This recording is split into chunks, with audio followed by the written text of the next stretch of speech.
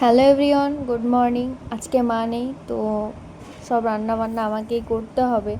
আমি রান্নাবান্না সেরকম পারি না, তো যেটুকুই পারি সেটুকুই করব আজ।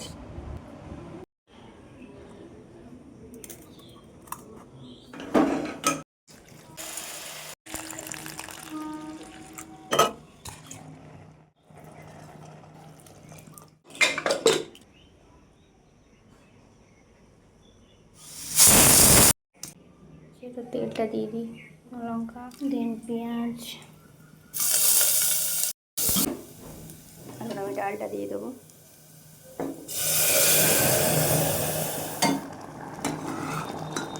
থেকে জঘন্যতম ব্যাপার হচ্ছে, আমি তেলে ভাজা বানাবো বা কিছু রান্না করবো আর আমার হাতে ছ্যাঁকা লেগে ফোঁসকা হবে না, এটা অসম্ভব ব্যাপার।